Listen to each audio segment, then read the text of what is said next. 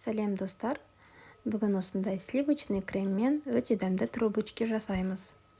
Қамырына бізге жоғарғы сұрыпты ұнымызға салқын сармаймыз салып, үкіштен өткізіп, екеуін араластырып, крошки дайындаймыз.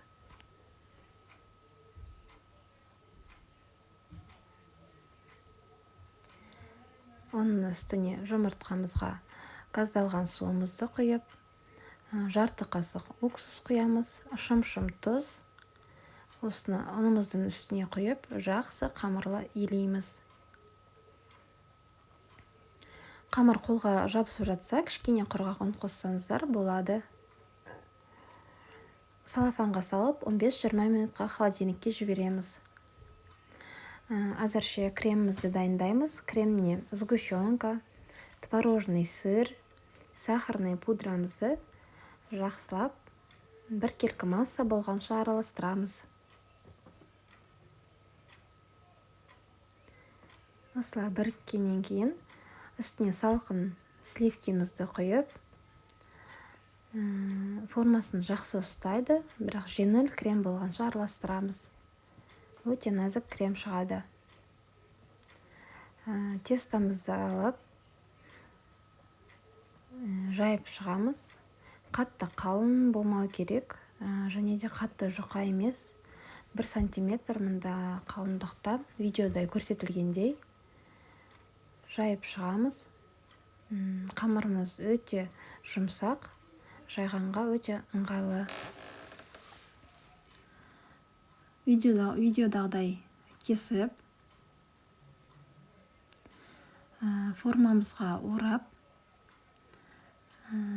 трубочканың формасын жасаймыз.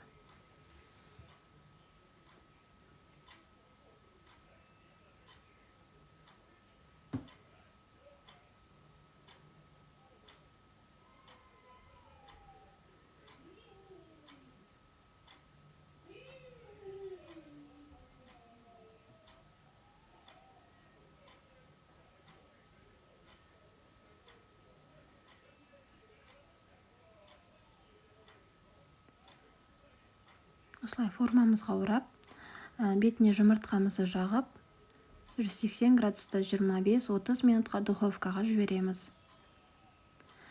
Міне трубочкаларымыздың қамыры дайын, кремі дайын.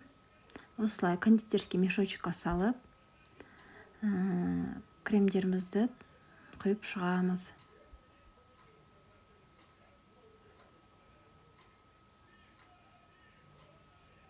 Өте дәмді жеңіл трубочкалар жасап көріңіздер.